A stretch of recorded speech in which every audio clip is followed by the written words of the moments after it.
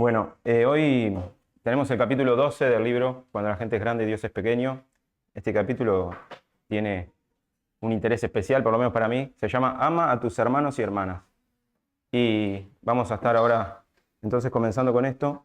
Y cuando hablamos del amor cristiano, muchas veces pensamos que es el amor hacia el mundo, hacia afuera, ¿no? Tenemos que amar a las personas para poder llevarles el evangelio, amor hacia los inconversos o incluso hacia nuestros enemigos, que eso era también es correcto porque es lo que el Señor nos enseñó, que debemos amar incluso a quienes nos persiguen. Y eso también lo veíamos el domingo pasado cuando compartía Damián. Pero, ¿qué pasa con el amor dentro del pueblo de Dios? El amor hacia la iglesia, el amor hacia nuestros hermanos y hermanas en Cristo. Y para eso los invito a abrir la palabra en Gálatas 6:10. Gálatas 6:10 para tomar como referencia este pasaje.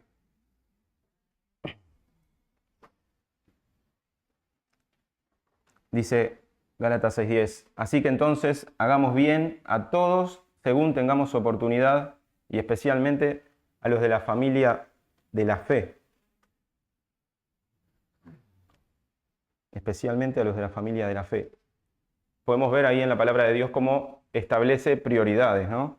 Prioridades espirituales, porque hay un vínculo especial entre los creyentes, porque no somos simplemente personas que asisten a un lugar, como si fuera un estadio, a ver un partido de fútbol, y te encontrás con gente que va con ese mismo fin que vos, de alentar un equipo de repente, pero el vínculo especial que tenemos es que somos una familia eterna, somos un cuerpo espiritual, somos una comunidad que fue redimida por la sangre de Cristo.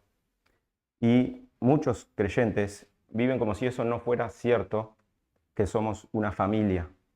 Vivimos en un tiempo donde se nos enseña a ser individualistas, donde usamos términos del yo, mi vida, mis decisiones dentro de la iglesia, mi relación con Dios.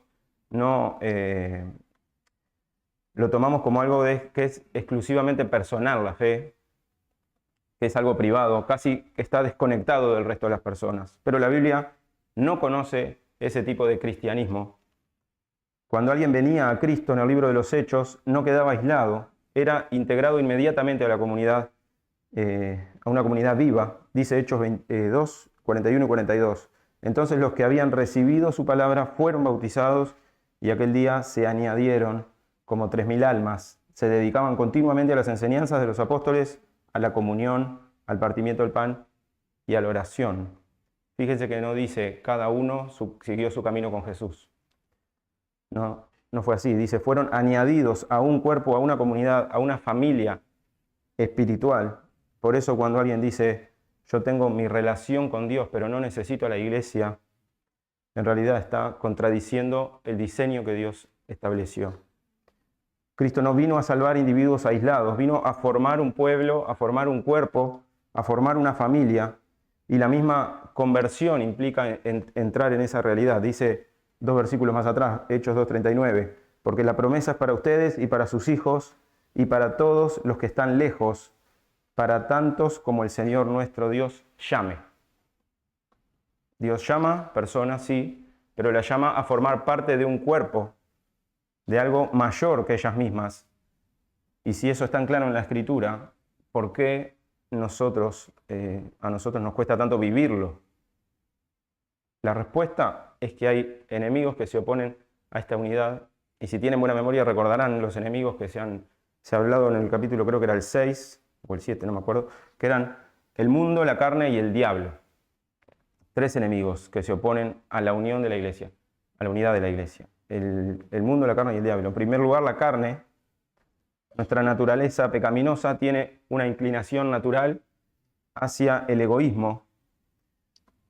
Y a veces la pregunta que gobierna nuestras decisiones es ¿qué hay para mí? ¿Qué hay para mí? Incluso dentro de la iglesia podemos evaluar todo en función de lo que vamos a recibir. ¿Me gusta este culto? ¿Me alimenta este mensaje? ¿Me sirve este grupo? Y ahí terminamos convirtiendo a la iglesia en un producto para consumir, en lugar de un cuerpo al cual pertenecemos. En segundo lugar, Satanás. La Biblia lo llama mentiroso, entre otras cosas, y no es casualidad que una de las enseñanzas más claras sobre ese tema de guerra espiritual está en Efesios 6, un libro que también enfatiza la unidad del cuerpo. Una de las principales estrategias que usa el enemigo es la división. Jesús dijo en Marcos 3, 24 y 25, si un reino está dividido contra sí mismo, ese reino no puede perdurar. Y si una casa está dividida contra sí misma, esa casa no podrá permanecer. Satanás sabe que no puede destruir la iglesia desde afuera, pero sí puede dividirla desde adentro. Puede debilitarla, puede generar divisiones, puede generar sospechas, ofensas, heridas que no se resuelven y aislamiento también. En tercer lugar, el mundo. Como decía antes, hoy el individualismo es algo que se promueve. Nos entrenan para ser dependientes de nosotros mismos, para ser autosuficientes, para no necesitar a nadie. Y esa mentalidad, cuando entra en la iglesia, destruye. El cristianismo no es autosuficiencia, es interdependencia. Dice Romanos 12:5 el apóstol Pablo, así nosotros, que somos muchos, somos un cuerpo en Cristo e individualmente miembros los unos de los otros. No solo somos miembros de Cristo, también somos miembros unos de los otros. Entonces mi vida espiritual está conectada con la de ustedes y así entre todos, ¿no? Yo no puedo crecer solo, no puedo vivir mi fe aislado sin tener que pagar un precio espiritual muy alto por eso. Y algo más, el aislamiento alimenta el temor al hombre, porque cuando una persona se aísla, cuando vive su fe sola, cuando no se involucra en la vida de la iglesia, queda expuesto al temor, a la inseguridad, a la vergüenza, porque empieza a ver a los demás como si fueran amenazas, como si fueran jueces, como si fueran una fuente de rechazo. Pero cuando sí entendemos que somos una familia, la iglesia deja de ser un lugar incómodo y comienza a ser parecido a un hogar. Es un lugar donde me conocen, es un lugar donde puedo ser cuidado, es un lugar donde puedo crecer. Y en ese contexto el temor pierde poder en nuestra vida. ¿De qué depende la visión de la iglesia como familia? Bueno, no depende de mis experiencias pasadas. Tal vez alguien creció en una familia sana, una familia amorosa y funcional, pero otros no. Algunos vienen de hogares donde hubo rechazo, donde hubo crítica constantemente, donde hubo abandono, donde hubo dolor. Y es un peligro que nosotros proyectemos esa vida o esa experiencia en la iglesia. Nuestra comprensión de la familia espiritual no debe basarse nunca en nuestra historia personal, sino en lo que Dios revela. En lo que Dios revela. Y Jesús redefinió ese concepto de familia en Mateo 12, 48 al 50, que dijo, pero él respondió al que le decía, ¿quién es mi madre y quiénes son mis hermanos? Y extendió la mano hacia sus discípulos y dijo, estos son mi madre y mis hermanos, porque cualquiera que hace la voluntad de mi Padre, que está en los cielos, ese es mi hermano y hermana y madre. En otras palabras, la familia en Cristo no está definida por la sangre, sino por la fe. Y esto nos lleva a una verdad, que nosotros no solo somos individuos que creen en Cristo, sino que somos un pueblo que le pertenece a Dios. Si entendemos esto de que fuimos llamados a vivir como familia y no como individuos aislados, hay una consecuencia que tenemos que enfrentar, que la fe cristiana no puede ser vivida correctamente si la vivimos de manera privada. Eso es una realidad bíblica.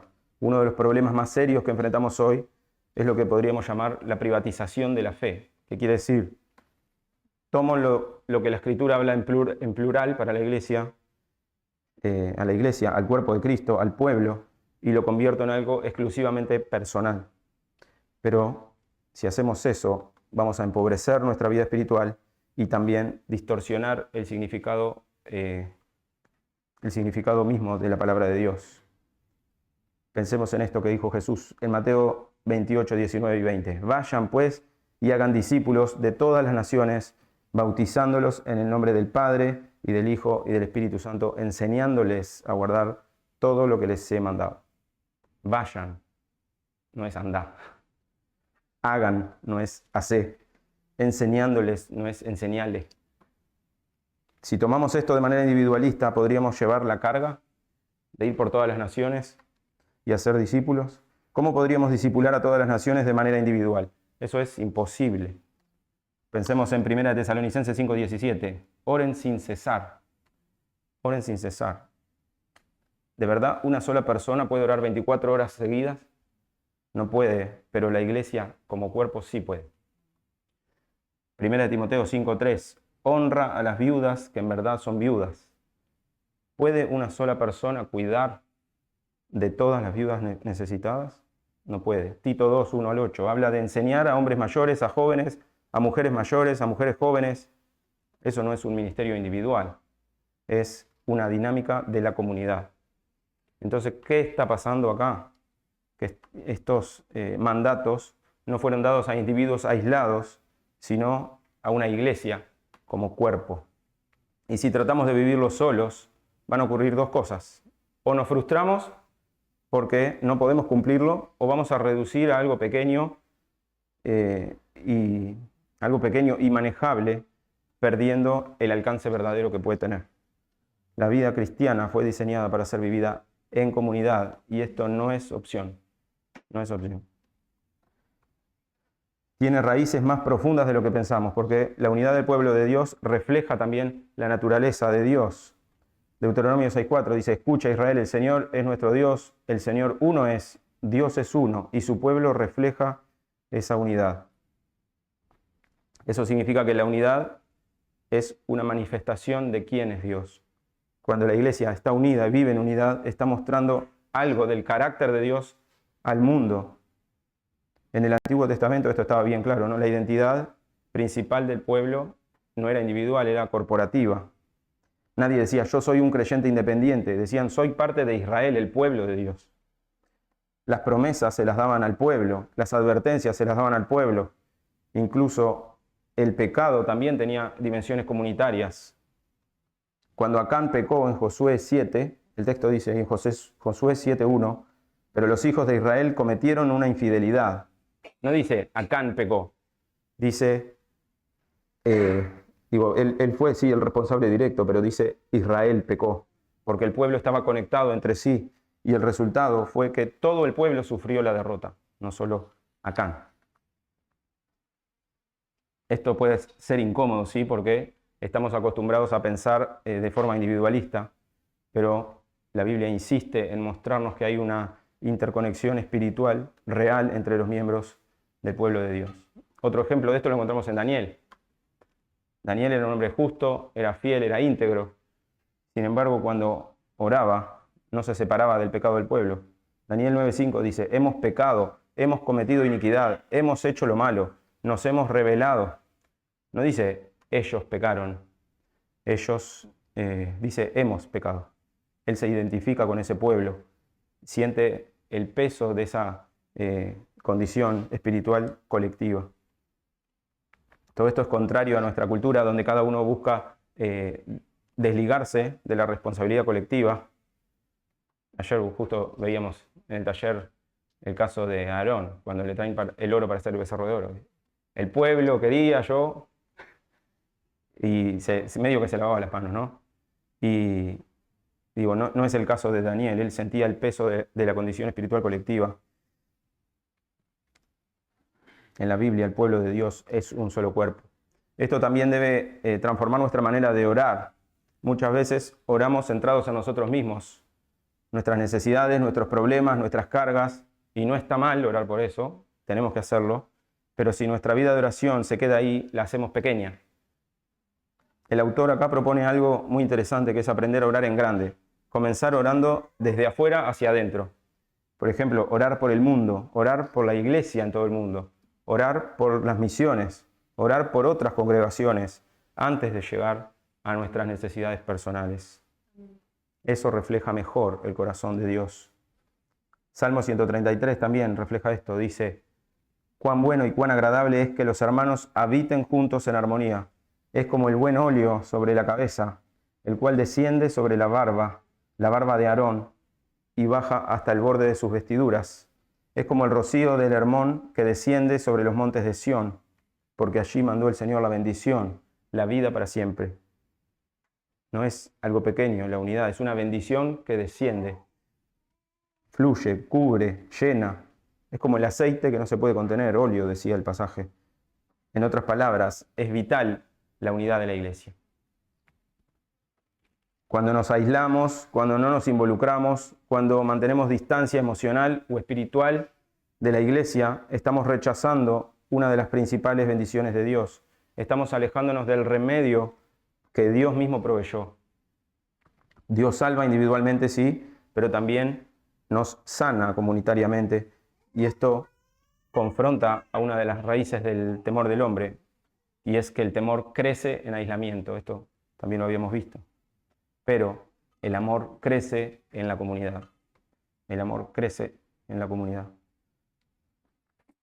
Cuando comenzamos a vivir como familia, a abrir nuestras vidas, a compartir las cargas, a caminar juntos, algo empieza a cambiar dentro nuestro. Ya no vamos a ver a los otros como si fueran amenazas, sino que los vamos a ver como parte del propósito de Dios en nuestra vida.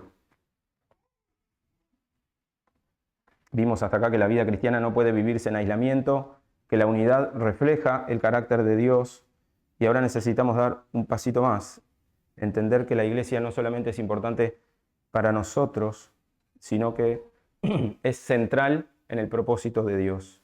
La iglesia es central en el propósito de Dios. No dimensionamos esto muchas veces. Para muchos la iglesia simplemente es un lugar donde vengo, asisto, recibo enseñanza, participo ocasionalmente en alguna actividad, pero para Dios la iglesia es mucho más que eso. Es el escenario donde Él muestra su gloria. La iglesia es el escenario donde Dios muestra su gloria. El apóstol Pablo lo escribió en Efesios 3:10.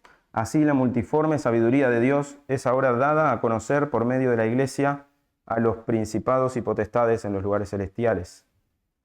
No dice sabiduría de Dios. Perdón, no dice que la sabiduría de Dios se muestra principalmente a través de la creación. Dice a través de la iglesia. Con todas las imperfecciones, con todas las luchas, con todas las debilidades, la iglesia es el medio que Dios eligió para mostrar su sabiduría. ¿Y cuál es esa sabiduría? Es que Dios toma personas completamente diferentes, judíos y griegos, judíos y gentiles, enemigos naturales, con historias, culturas y pecados distintos, y los une en un solo cuerpo, en Cristo. Y eso significa que no es secundario para Dios la unidad de la iglesia. Es algo central en su plan. Por eso Satanás la ataca tanto, porque cada vez que la iglesia vive en amor, que vive en unidad, en perdón, en humildad, está proclamando una verdad poderosa al mundo y también al mundo visible y al mundo invisible. Entonces necesitamos entender que no podemos crecer solos. Dios diseñó nuestro crecimiento espiritual de tal manera que depende de otros creyentes. Efesios 4, 11 al 13 dice, Él dio a algunos ser apóstoles, a otros profetas, a otros evangelistas, a otros pastores y maestros, a fin de capacitar a los santos para la obra del ministerio, para la edificación del cuerpo de Cristo, hasta que todos lleguemos a la unidad de la fe y del conocimiento del Hijo de Dios. Fíjense lo que está diciendo ahí. Dios dio personas a la iglesia para edificarlas. Los dones no solamente son habilidades individuales, son medios por los cuales por los cuales servimos a otros. Algunos tal vez se preguntan, ¿cuál es mi don? ¿Cuál es mi don? Bueno, eso no se va a descubrir de forma aislada. La pregunta bíblica no sería esa. La pregunta correcta es, ¿cómo puedo amar y servir al cuerpo de Cristo? ¿Cómo puedo amar y servir al cuerpo de Cristo? Y en ese proceso se manifiestan los dones. No se van a descubrir en soledad, sino que se van a reconocer en comunidad. Si alguien te enseña y sos edificado, estás viendo un don en acción. Cuando alguien te consuela, te exhorta o te anima, está ejerciendo un don. Y algo muy importante, muchas veces nosotros no vemos nuestros propios dones. Yo levanto la mano, soy el primero, pero los demás sí los ven. Por eso es importante una cultura donde nos animemos unos a otros. Dice Romanos 1, 11 y 12, porque deseo verlos para impartirles algún don espiritual a fin de que sean fortalecidos, es decir, para que juntamente con ustedes sea yo confortado por la fe que nos es común a ustedes y a mí. El apóstol Pablo necesitaba ser fortalecido por otros también. Todos necesitamos ser pastoreados, enseñados, exhortados, y también tenemos que hacer eso por otros. ¿Es difícil? Sí, es difícil. las relaciones reales son complejas. La iglesia no es un grupo de personas perfectas. Somos un grupo de pecadores redimidos en un proceso de santificación, y eso quiere decir que va a haber conflictos. El Nuevo Testamento es muy realista con esto, ¿no? La iglesia de Corinto, si recuerdan, cuando la estudiamos, estaba llena de divisiones. 1 Corintios 1:10 dice: les ruego, hermanos, por el nombre de nuestro Señor Jesucristo, que todos se pongan de acuerdo y que no haya divisiones entre ustedes, sino que estén enteramente unidos en un mismo sentir y en un mismo parecer. 2 capítulos más adelante, 1 Corintios 3:3 dice: porque todavía son carnales, pues habiendo celos y contiendas entre ustedes, ¿no son carnales y andan como hombres?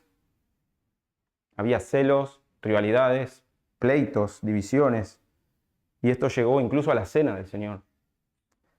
En lugar de ser un momento de unidad, se había convertido en un reflejo de egoísmo. Por eso Pablo da una instrucción en 1 Corintios 11:28, que siempre también lo compartimos en la Santa Cena. Por tanto, examínense cada uno a sí mismo y entonces coma del pan y beba de la copa. Ese pasaje a veces lo interpretamos como un llamado a revisar nuestros pecados personales, y está bien, pero en ese contexto Pablo está diciendo algo más: examinar si estamos discerniendo el cuerpo, o sea, si estamos reconociendo a los demás como parte de nosotros, si estamos viviendo en unidad o en división. La cena del Señor no es solo un acto individual entre Jesús y yo, es un acto comunitario que proclama que somos un cuerpo. Lo dijo Jesús en Mateo 5, 23 y 24. Por tanto, si estás presentando tu ofrenda en el altar y allí te acuerdas de que tu hermano tiene algo contra ti, deja allí tu ofrenda delante del altar y ve y reconcíliate primero con tu hermano. Entonces ven y presenta tu ofrenda. Marcos 11, 25. Cuando estén orando, perdonen si tienen algo contra alguien. Hay urgencia de reconciliación. Urgencia, no es opcional, no es secundario. La unidad es tan importante que incluso precede a actos de adoración. Pablo lo reafirma en Efesios 4:26.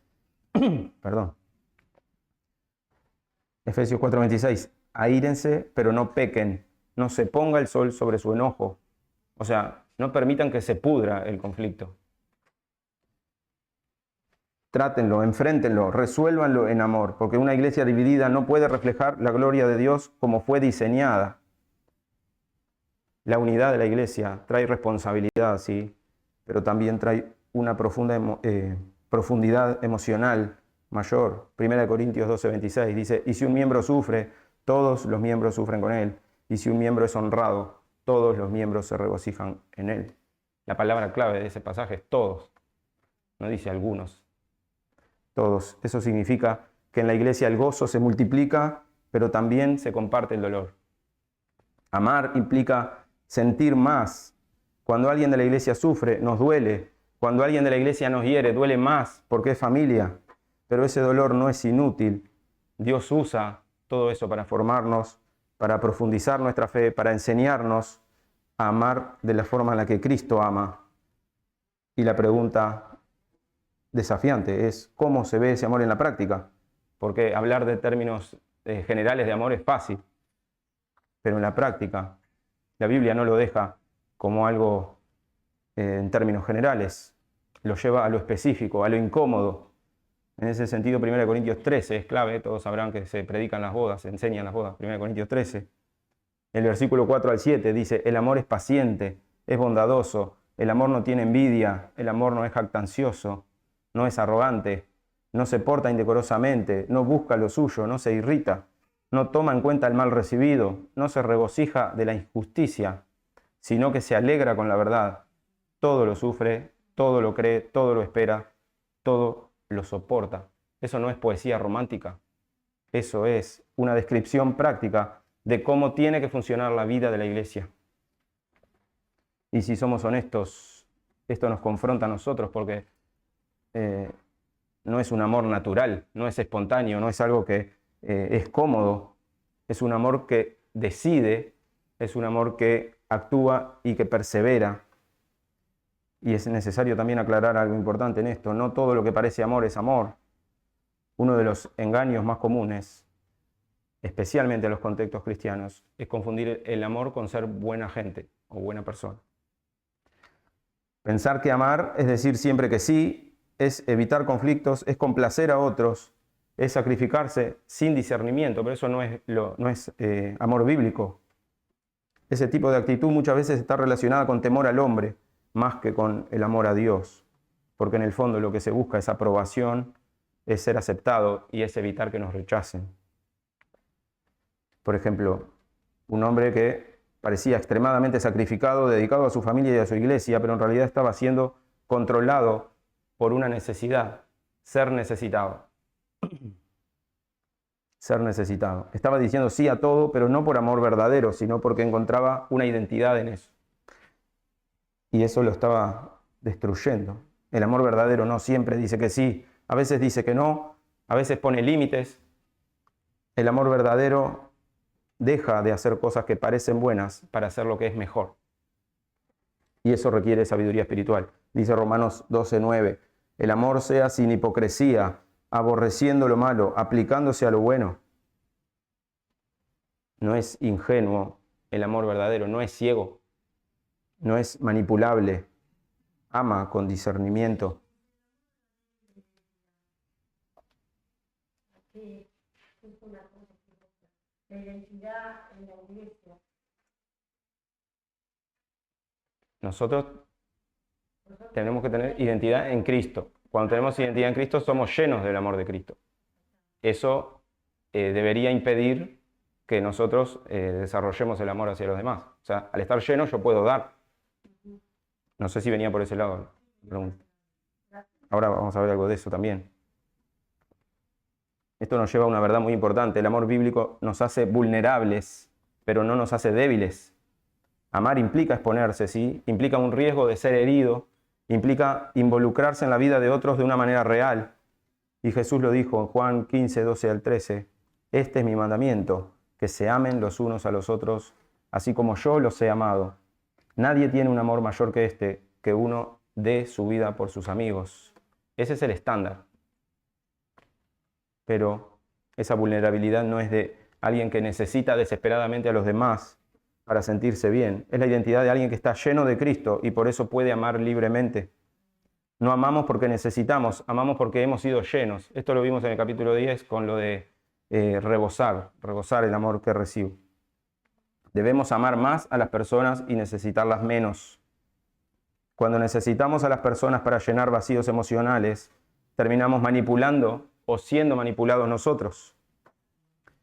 Pero cuando estamos satisfechos en Cristo, podemos amar con libertad. Tiene formas concretas este amor. Tiene formas concretas. La Escritura lo muestra de muchas formas. Por ejemplo, Santiago 5:16, confesarnos pecados unos a otros. Dice, por tanto, confiésense sus pecados unos a otros y oren unos por otros para que sean sanados. Confesar nuestros pecados unos a otros. Romanos 12:13, compartir con los necesitados, contribuyendo para las necesidades de los santos, practicando la hospitalidad. Romanos 12:10, honrarnos unos a otros, sean afectuosos unos con otros, con amor fraternal, con honra, dándose preferencia unos a otros. Ser pacientes, 1 Corintios 13:4, el amor es paciente. Perdonar, Efesios 4:32, sean más bien amables unos con otros, misericordiosos, perdonándose unos a otros, así como también Dios los perdonó en Cristo. También Mateo 18:15, confrontar cuando es necesario confrontar. Dice, si tu hermano peca, ve y repréndelo a solas. Todo esto es amor activo, es amor intencional, es amor sacrificial, pero principalmente es amor sabio. Y hay algo que eleva todo esto a otro nivel. Jesús mismo oró por esa unidad de la iglesia. Juan 17:21 dijo, para que todos sean uno, como tú, oh Padre, estás en mí y yo en ti, que también ellos estén en nosotros, para que el mundo crea que tú me enviaste.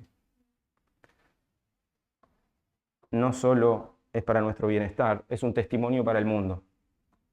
El mundo creerá, dice, para que el mundo crea. El mundo creerá al ver una comunidad que vive un tipo de amor que no puede explicarse naturalmente. Jesús continúa en Juan 17:23. Yo en ellos y tú en mí, para que sean perfeccionados en unidad, para que el mundo sepa que tú me enviaste. Primero crea y después sepa. para que el mundo crea y el mundo sepa. Es decir, la unidad madura, visible y tangible, es evidencia del Evangelio. Por eso es tan serio, no es un tema secundario. Y finalmente hay una imagen que resume todo esto. Es la iglesia, es el templo de Dios. La iglesia es el templo de Dios. 1 Corintios 3:16 dice, ¿no saben que ustedes son templo de Dios y que el Espíritu de Dios habita en ustedes? No dice en vos individualmente, dice en ustedes como cuerpo. Colosenses 1:27, Cristo en ustedes, la esperanza de la gloria. Somos el lugar donde Dios habita. Entonces, ¿cómo vemos a la iglesia? Teniendo esta información, ¿no? ¿Cómo vemos a la iglesia? No es un grupo cualquiera, es un lugar donde la presencia de Dios está. Entonces, ¿qué son las demás personas en nuestra vida? Bueno, el capítulo lo resume de esta manera. Son enemigos, son prójimos y son familia. Y con todos tenemos una deuda. Con todos tenemos una deuda. Dice Romanos 13:8. No deban nada a nadie, sino en amarse unos a otros. Estamos en deuda de amor.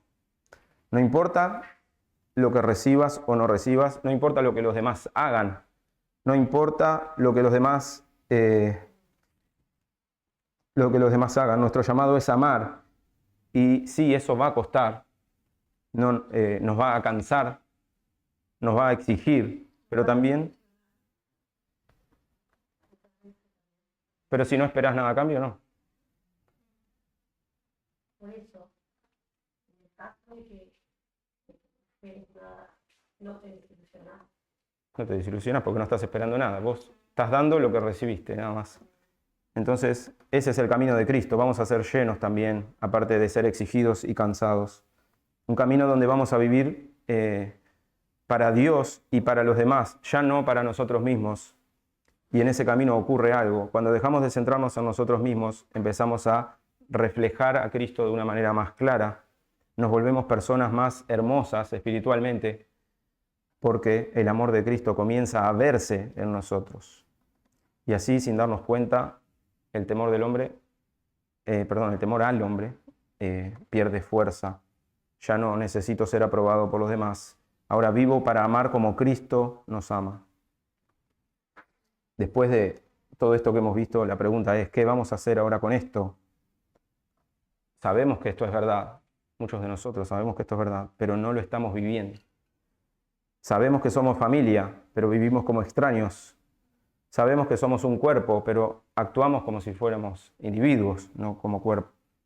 Sabemos que debemos amar, pero muchas veces evitamos, muchas veces nos cerramos, simplemente toleramos a los otros en vez de amarlos. Y Dios hoy nos está llamando a una vida práctica, a una iglesia real. Ese es el llamado, a ser una iglesia real. Dice la palabra de Dios en Juan 13, 34 y 35. Jesús dijo, un mandamiento nuevo les doy, que se amen los unos a los otros, que como yo los he amado, así también se amen los unos a los otros. En esto conocerán todos que son mis discípulos, si se tienen amor los unos a los otros. Hay una condición para ser discípulo, amar unos a otros. El mundo no va a reconocer que sos discípulo de Cristo por cuanto sepas, ni por cuanto cantes, ni siquiera por cuanto prediques. El mundo va a saber que sos discípulo de Cristo por cómo nos amamos. Ese es el amor que demuestra relaciones reales. Se demuestra cuando perdonás a alguien que te hirió, se demuestra cuando te acercás a alguien que estabas evitando, se demuestra cuando dejás de pensar en vos mismo y empezás a pensar en los demás. Se demuestra cuando abrís tu vida y permitís que otros entren. Y eso sí da miedo, es una realidad, ¿no? Porque es como estar desnudo. Cuando uno abre su vida es como estar desnudo. Amar de verdad implica un riesgo, implica que te pueden fallar, implica que te pueden herir, que no siempre vas a recibir el mismo amor que das, pero ahí entra el Evangelio. Nosotros no estamos amando desde un vacío, estamos amando desde lo que ya recibimos.